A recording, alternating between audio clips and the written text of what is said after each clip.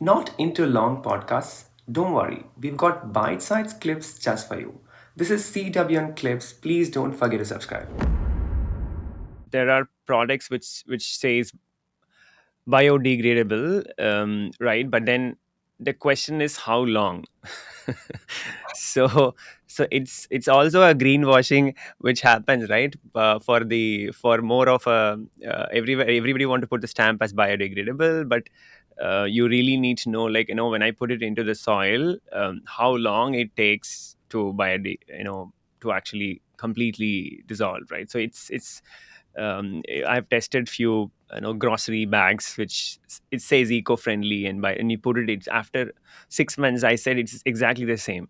So then you have to really look at the place where they said, okay, bring it to some of them. I have where I just try to bring few examples. So I didn't want to bring the company, but then something like that, it says, food waste bags compostable, but then they're saying that you have to bring to the, Facility. yeah, to, Facility. so once you reuse, but it's not practically possible, right? So how much of that is going to be, because not individually you can actually collect it together and then go into as a process. So On the other hand, these films, if you can make bags tomorrow, after use, if you just throw them in your backyard, and by one season they disappear because right, I can right. once Yeah, there is. even Ziploc, we have this new by I think it's eco-friendly compostable Ziplocs, but I think it's not as sustainable as what you're uh, trying to build. So that's very important to have. Mentioned about different examples, specifically how do you moved into what I think you talked about the challenges, I think what you face, but what are the any scientific finding in terms of adoption of this? Let's say if I take switchgrass, or I think probably switchgrass, or even we do lawn moving very often. I think there's so much of waste which comes out through that, so that could be a good source. We don't have to really look for a costlier resources to actually make as a ingredients, or probably source to actually you build this film, but it could be as good as a lawn moving the grass which is actually going waste. How do we scale this, right? So do you think when we build larger films and then stronger, is it going to be as good as plastic, or not? I would say not equally, but at least close to. You think it's going to be sustainable from a enterprise scale? I'm really glad that you talked about lawn grass. And in fact, we have worked on lawn grass. I know I did not mention that earlier. We have not published that result yet, but hopefully soon we'll have that publication will come out.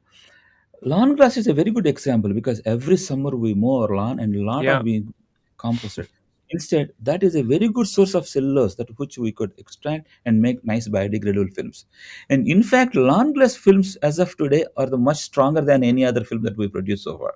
Can you believe it? So it Oh, has around 30 to 32 megapascals. That strong films compared to anything else we got as of today.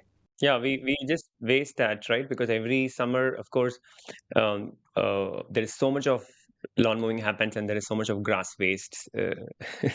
That's You, true. imagine how much of grass we will be producing in just one summer cycle.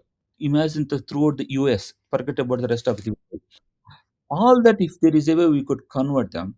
See, roughly every biomass, for example, every 100 grams will have roughly around 30-35 grams of cellulose. One third of that is cellulose. Sometimes it could even vary. So that means if you have 3 tons of biomass, you will have 1 ton of cellulosic residue.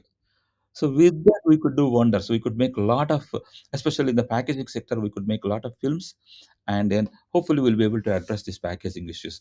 And that is what has driven that ideology is driving me to in this area to try. This is just a glimpse of one of the many conversations we've had in this channel. If you found this thought provoking, please don't forget to subscribe and explore more insights from unfiltered voices and the real world experts. And please don't forget to like and share this video to as many people as possible. It keeps us going. See you in the next one.